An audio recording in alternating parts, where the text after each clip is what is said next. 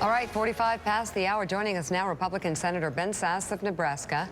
He says he will not support Donald Trump if he wins the nomination. Well, I mean, you know what? I mean, the senator suggests it. He hints around the corner. A little nibble yeah, here. it's not like he's, there. you know, I think that really we need to dig a little bit deeper. Let me try this again, because I tried something like this with Rick Santorum. Oh. We'll see if he beats around the bush.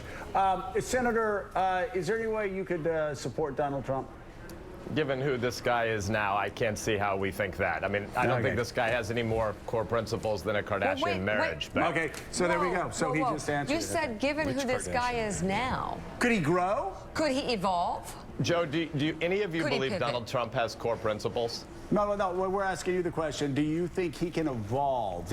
What we're doing now is dissecting your answer. Do you think can he evolve into somebody that you could support? I don't think it's conceivable. I think that the American people are angry. They have a right to be angry, and they want to scream no about Washington. I get that, but they're going to want more choices than two fundamentally dishonest New York liberals. So I'm not voting for either of these two people. Okay, so you've talked about the equivocal. Yeah, no, it's equivocal. I mean, I knew he was equivocal before. I was just kind of having fun. Obviously, I'm the only one laughing at my jokes this morning. It's a sad morning. So tell me, Senator, who is a conservative, a constitutional conservative? I heard you talk about this yesterday. That you would like to see run against Donald Trump and Hillary Clinton. So I get the name game and why that might be a little bit fun. It's not a name. It's not a name serious game. This is business. This is really serious business. If you're talking about the future of the Republican Party, who are some people you would like to think about running? I'm not playing games here. So first of all, we've got two really good candidates who have a chance to win. So hopefully the American people pick Marco Rubio or Ted Cruz. So let's start with that. We're at the first day of March. We're 9 months away from an election. I think this is a lot more like 1860 than most people realize. So a lot of people want to pretend this is November 3rd or 4th already. It's not. The American people are going to want more choices than two dishonest New York liberals. Gotcha. And that's what they have now. So what I'm curious, I'm sure you've looked into it since you've talked about it. What's the time frame if you were going to have a constitutional conservative to go out and run on another ticket, maybe as an independent? What's the timeline? When would they have to file? Yeah, so I don't think the process questions. First of all, your question was, have I looked into it? Of course not. I've run one election in my life. Right. I've never been a politician. Yeah. I know what America means, and it doesn't mean Hillary Clinton and Donald Trump. No, it doesn't mean two people who might be indicted between now and November. By the way, I'm a fan of yours. You're making this a lot more difficult than you should. Having a good time, no, Joe, I'm not. I'm not interested in playing the. I have had 100 names. I'm not playing any games. If you believe that the future of our party, of our conservative cause, and the Republic is at stake, I'm not interested in playing games either. All I'm interested in, as I always am, and whatever I do, is getting from here to there. And I'm asking you, how does that happen? So you conflated three terms: the meaning of our republic and the definition of America. Let's put that first. The conservative movement second. And then you sort of identified those terms with the Republican Party. Let's first recognize that the Republican Party is just a tool, as all political parties are. And I signed up for the party of Abraham Lincoln, not the party of David Duke, Donald Trump. I'm conflating nothing. You were playing T-ball while I was fighting for those principles, for conservatism, for the Republican Party, and for this country. And I never conflated conservatism with republicanism, and I've got thousands of speeches and words to say it. But go ahead. Well, I believe that, but I really don't. I mean, that was a Donald Trump level quality swipe at playing T-ball. I get it. But what I'm saying is I've been doing this for a very long time, and I'm trying to be on your side, but you're making it increasingly difficult by being defensive towards somebody that might agree with you. Joe, first of all, I think that we have to acknowledge the decline of the media is breathtaking. Right. And what's happened over the course of the last 5 or 6 months is a whole bunch of people have had a lot of fun playing with Donald Trump's reality TV show about our kids' future. Yep. And I don't believe that, and I don't think you really believe it, but I think here's what we know comes next. If Donald Trump becomes the likely Republican nominee in 60 days, all of a sudden the media is going to grow up and they're going to take the guy apart in little pieces because he's not a serious adult. Right. He's not somebody who celebrates America. So that's what I'm saying. You weren't referencing us, I'm sure, there when you said media was having fun with Donald Trump, right?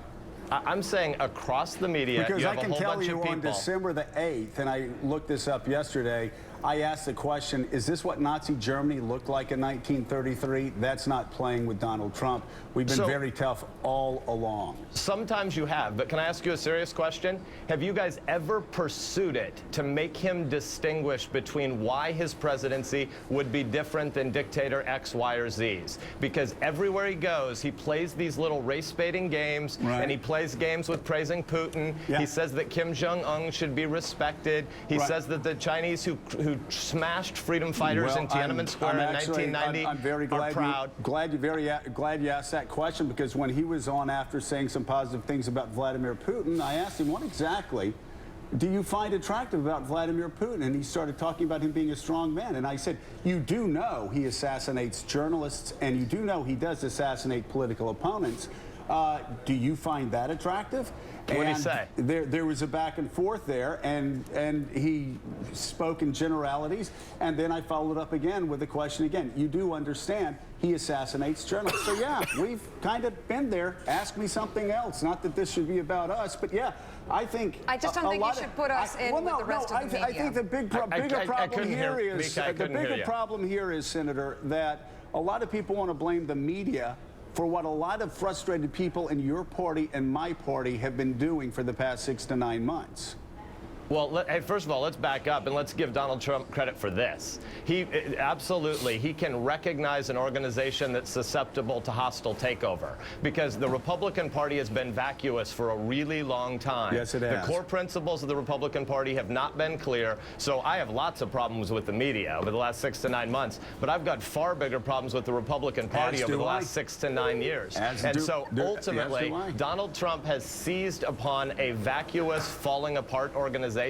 But when the American people are mad, and they're right to be mad, they're right to want to scream no to Washington, they're also going to want to be for something, and they deserve better than Donald Trump and Hillary Clinton, and I think ultimately there will be more choices. Right.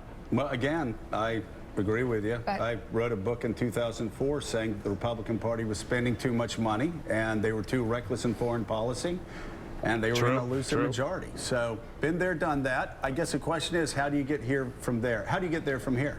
So let's admit that there are 9 months between now and the election, and the world is going to change lots and lots of times between now and then. I hope it happens over the course of the next 30 to 60 days, that the Republican Party again becomes the party of Abraham Lincoln, limited government, and great human potential. I want to celebrate what's great about America in the Republican Party. But if the Republican Party becomes the party of David Duke, Donald Trump, I'm out. And I think lots and lots and lots of people are out. And so ultimately, there will be more choices than these two if Trump is the nominee. And so, since I asked you the process question, you haven't looked into it, let me ask you guys.